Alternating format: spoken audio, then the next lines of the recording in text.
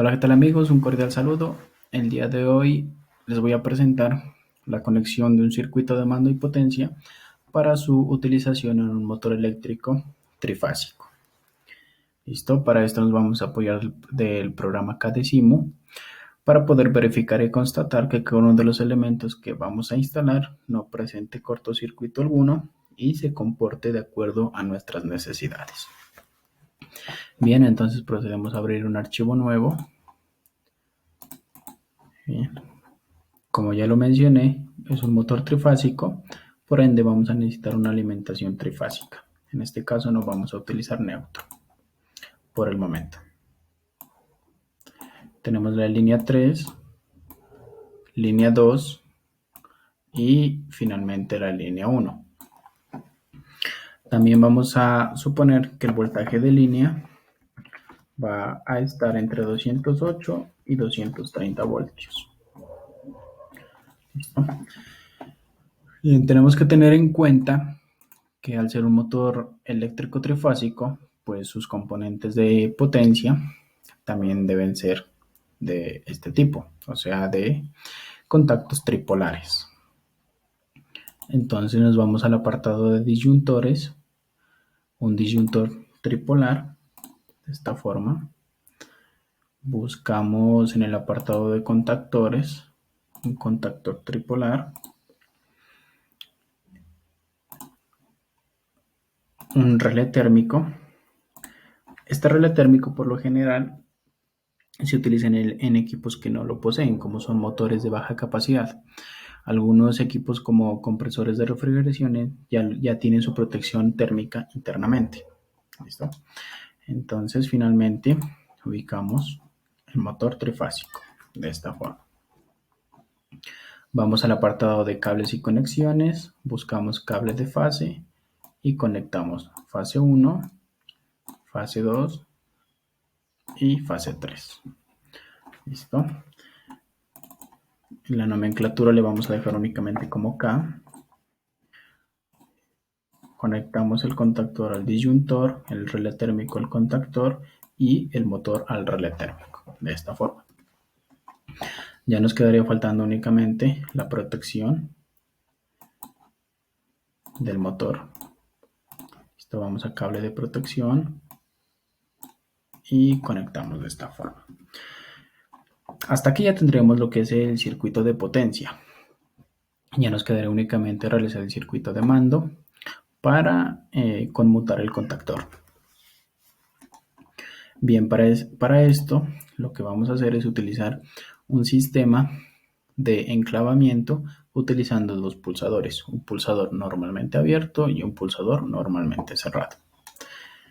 Bien, entonces hay que tener muy en cuenta antes de realizar una conexión que se debe dejar los elementos necesarios de seguridad para el operario o el usuario. ¿Listo? Entonces se hace muy indispensable que utilicemos un pulsador tipo Z como paro de emergencia. Conectamos a la línea. Vamos a nombrarlo como paro de emergencia. De esta forma. ¿Listo? Ahora procedemos a seleccionar los dos accionamientos, el pulsador normalmente abierto y el pulsador normalmente cerrado. El pulsador normalmente cerrado necesitamos conectarlo en serie con el paro de emergencia, de esta forma. Vamos a cambiarle el nombre a ese sub 0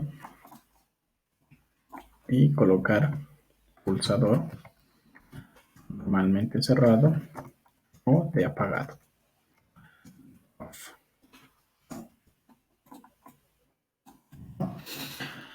Como paso siguiente necesitamos colocar el pulsador normalmente abierto. Vamos a colocarle S1 en serie con el circuito de esta forma. Vamos a colocar como pulsador normalmente abierto on. Listo. Bien, para continuar con la explicación les voy a indicar unas imágenes de lo que es un contactor aquí y de lo que es un relé térmico.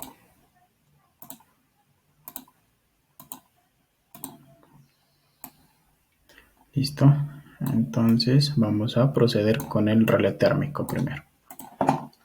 Bien, el relé térmico pues físicamente debe ir acoplado en la parte inferior del contactor. Se podría decir que de esta forma. ¿Listo? Bien. El relé térmico tiene varios terminales, como son sus terminales de salida de potencia, que sería T1, T2 y T3, y posee dos contactos. El contacto normalmente abierto con su nomenclatura 98 y 97 y el contacto normalmente cerrado con su nomenclatura 95 y 96, los cuales conmutan cuando el relé térmico realiza su acción. ¿Listo? Entonces, vamos a proceder a utilizar el contacto normalmente cerrado 95 y 96 para nuestro circuito. Vamos a accionamientos y buscamos el térmico normalmente cerrado. De esta forma. Podemos observar cómo la nomenclatura coincide 95-96 y conectamos en serie. ¿Listo? Finalmente nos vamos a la bobina, vamos al apartado de bobinas y señalizaciones y seleccionamos bobina. Vamos a cablear hasta el momento a este punto. ¿Listo? Les voy a explicar el contactor. Bien, el contactor tiene pues también varios terminales, lo que es L1, L2 y L3 son las entradas de potencia, T1, T2 y T3 pues son sus respectivas salidas. ¿Listo? Además de eso tenemos las conexiones de su bobina A1 y A2 que dentro de la simbología también se representan como A1 y A2. ¿Listo? Además de eso tenemos un contacto muy importante para realizar el enclave, que es el contacto normalmente abierto, el cual cuando la bobina se acciona, este conmuta y pasa a estado normalmente cerrado. ¿Listo? Vale, entonces tenemos normalmente abierto, el cual pasa normalmente cerrado. Voy a dejarlos acá a un lado y vamos a proceder con el circuito. Bien, entonces vamos a hacer uso de este contacto normalmente abierto. Nos vamos a contactos, contacto normalmente abierto, para realizar el enclavamiento.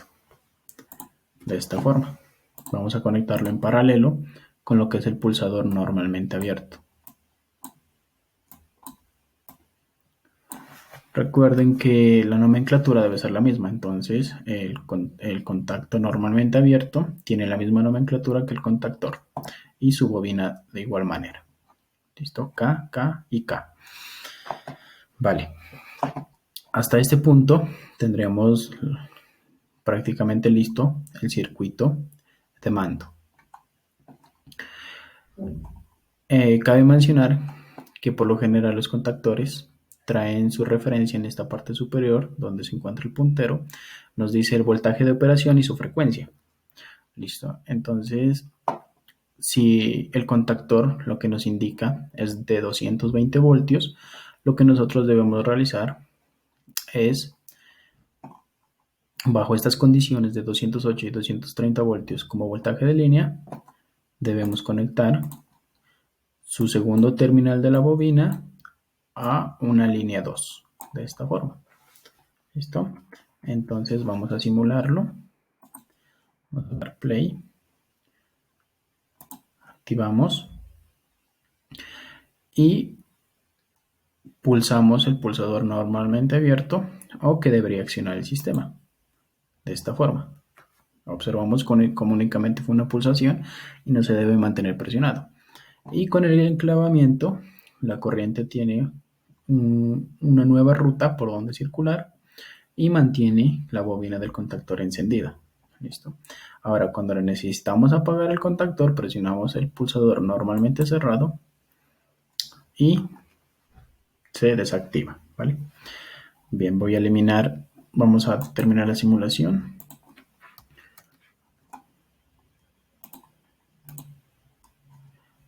Listo. Eso es para un caso de 220 voltios como voltaje nominal de la bobina del contactor.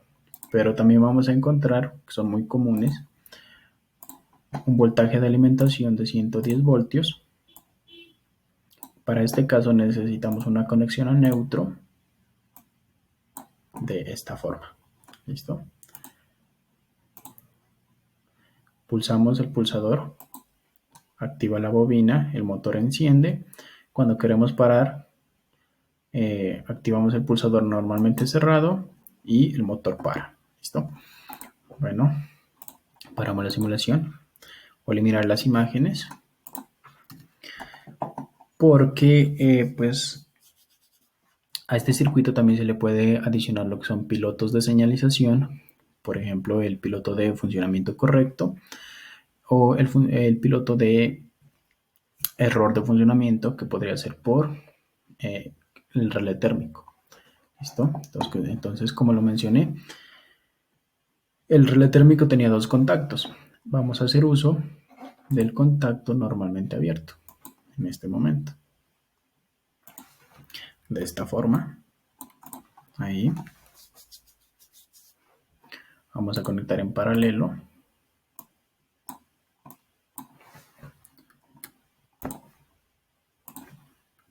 Bien.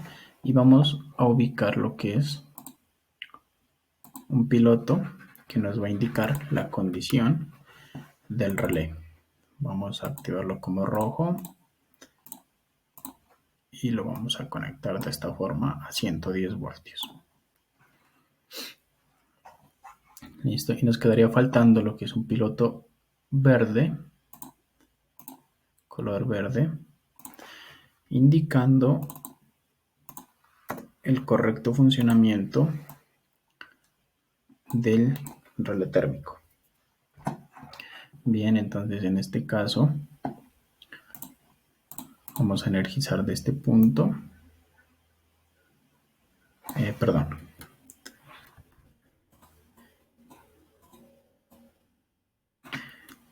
Debemos energizar de la salida del contacto normalmente cerrado. De esta forma. Entonces vamos a proceder con la simulación. Listo. Activamos disyuntor. Presionamos el pulsador normalmente abierto y observamos cómo el motor gira y su piloto indicador de funcionamiento correcto se activa. Listo, apagamos. Observamos pues que el sistema se apaga por completo. Vamos a volver a encender. Listo, y vamos a simular que el relé térmico presenta una falla. De esta forma. Listo, entonces observamos cómo el motor se detiene y su piloto indicador de color rojo nos indica que ha fallado. ¿Listo? En este punto pues no nos dejaría volver a activar las bobinas del contactor de ninguna forma, a menos de que se haga un reinicio manual del relé o pues también tienen un reinicio automático después de un tiempo. ¿Vale? Eso sería todo por este video. Espero que les haya gustado y cualquier comentario lo dejan abajo en la cajita y listo.